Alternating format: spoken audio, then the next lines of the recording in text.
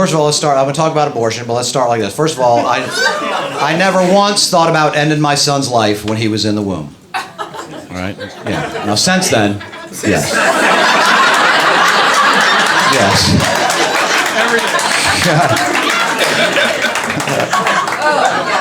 But abortion, that's one of these issues that we're all really divided on. Everybody has they know, right? As I go to the church, I don't know. I don't understand how, I don't have my mind made up, right? I agree with both sides in issues like that, especially abortion. I agree with liberals that it's too complicated and personal issue to let the government decide for a woman, and I agree with conservatives that at some point that's a life. You just can't let people end it because it's inconvenient for them. I mean, shit, what if you don't like old people and you're like, you know what? This is a really bad time for me to be having a grandma. You know, I've got a heavy course load this semester. Come on, I don't have time to be changing diapers. We got to fix this.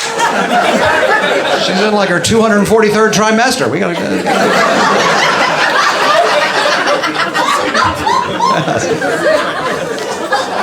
But I know people are passionate, right? Like I'm riding behind a lady in a minivan, and she's got like 8 different anti-abortion bumper stickers all over her van, right? And you know that's cool. You know, I mean that's your point of view. But the first 7 aren't enough to convey that to people. It's the 8th one that's going to magically flip somebody's opinion around. Like, you know what? I didn't know how I felt about God or abortion, but I got behind a minivan today in traffic, and I did some reading. Now I'm informed.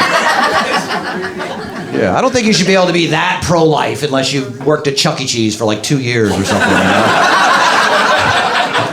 Other than that, 2 bumper stickers max. And the thing is, right, I agree with some of the bumper stickers, but if I sit behind you long enough in traffic, I'm going to find some things to disagree with.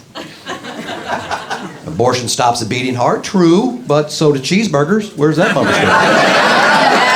Right?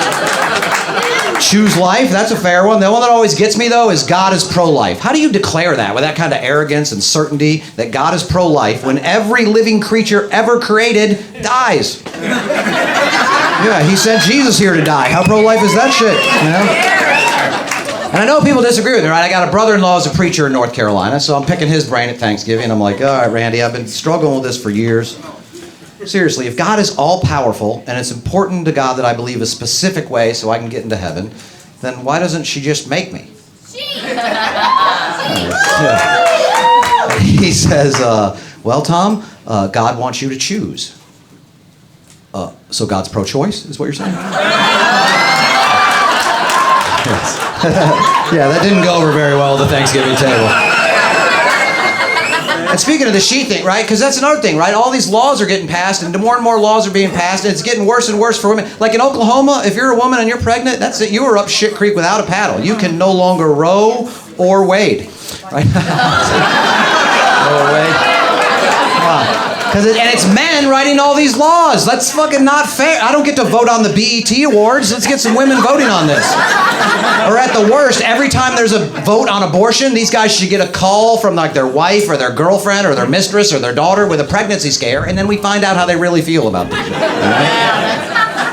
Some of these states are like in a competition to pass more and more restrictions against women's health. It's like in Oklahoma, they're trying to pass a law that said if you have an abortion, the doctor will go to jail for 1 to 3 years. Which I know, isn't that crazy? They didn't end up passing it, and they were going to let no penalty at all for the women.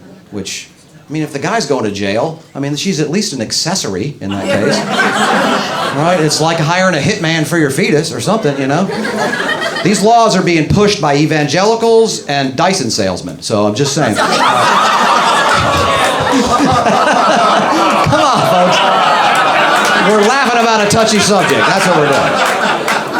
But Oklahoma's pro-life governor vetoed the law because she said it was unconstitutional. It was clearly insult to Oklahoma women and their fetuses, which I don't know how you insult a fetus.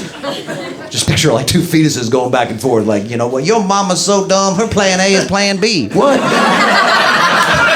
Well, your mama's so broke, she can't afford to be your mama. What did you say about my mama? Your mama's got more reason to leave Oklahoma than Kevin Durant. Okay, this is good.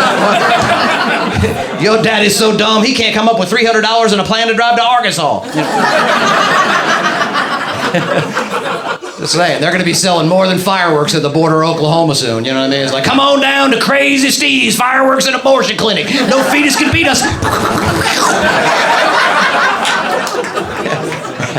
Your mama's so dumb. She thought they said feed us.